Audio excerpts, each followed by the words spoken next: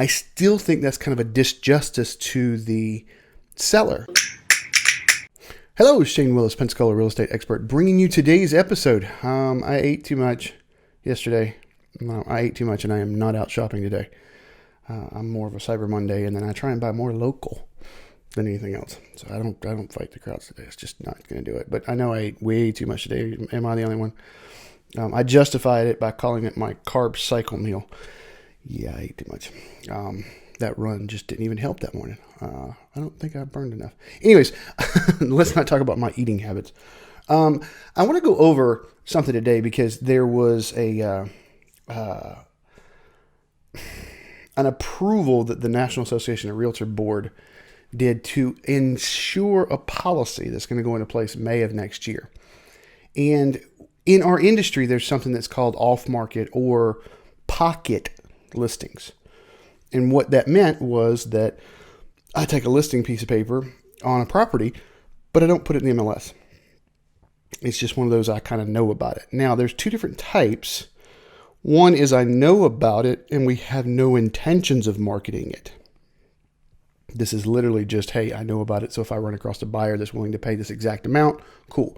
But there's others that they market it off MLS for weeks. And the purpose that they try and do that is they want to try and get both sides. An agent wants to try and get both the buyer and the seller side. And too many sellers, and I don't agree with that policy at all, but luckily the National Association of Realtors said now they're putting an end to that. They said if you market a property publicly, then it needs to be in the MLS by the next business day, period. The end.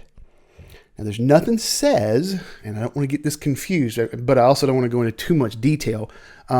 You can still list in the state of Florida what they call a office listing only, meaning that it's in the MLS, but only the people in our office can see it.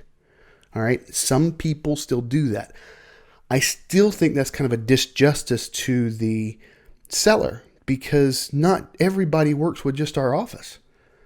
Not everybody works with just me. I'm happy to negotiate with other agents. I'm friends with a lot of the agents around here. All right, it's kind of hard once you've been doing this since 93 not to be friends with people. All right, you've done business with people for 20, 30 years almost now. Wow, 30, that's the, I don't want to say that. I guess I am coming up on that though, huh? Whew.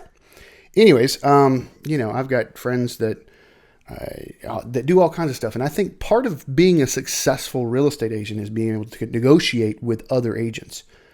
I know some agents. Matter of fact, there was a group I'm in online, and they said, hey, I'm looking for an agent in Pensacola, and send me a text. I sent him a text, and he said, hey, I appreciate you texting me, but somebody actually just sent me a text back, and it was another agent here in town.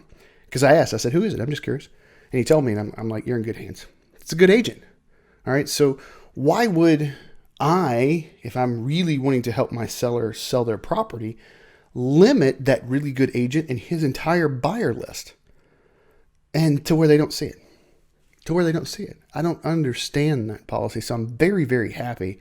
I'm going to put up in the show notes the whole link to an article that was written that says we're going to have a clear cooperation policy according to the National Association of Realtors. Cooperation is one of the 7 tenets of being able to sell any type of real estate, whether you do it for sale by owner or not. All right, cooperation with the buyer, the buyer's agent, attorneys, appraisers, inspectors, all that. You got to understand how that all works.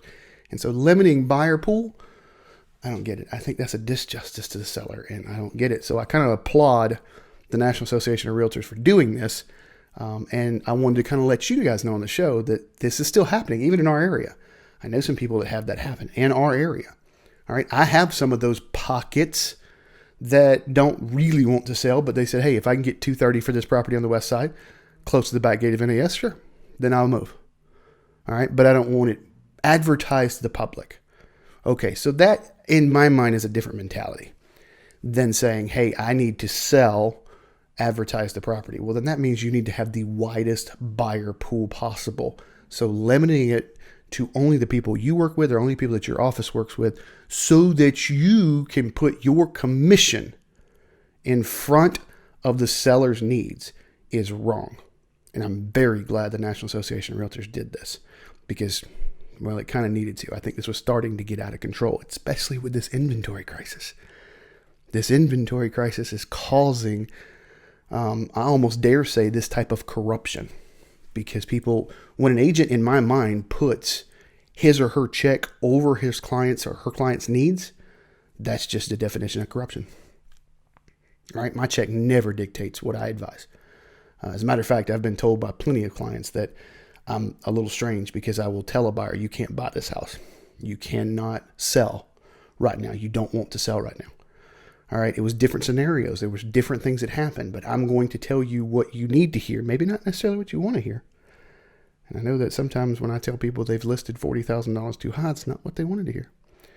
Or when I tell the buyer that they're not going to be able to negotiate down the way they want to, it's not what they want to hear, but it's what they need to hear. But my commission has nothing to do with it.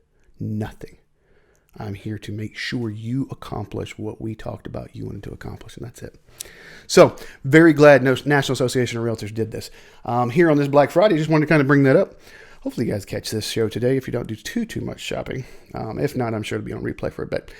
That's all I got for you today. As always, if you've not subscribed to get the tips, tricks, graphs, infographics, get over to 5minutesinrealestate.com. Also, get over to the Facebook page. Man, we got like less than 3 weeks before the Star Wars movies comes out, and I'm giving away tickets to opening night, opening show.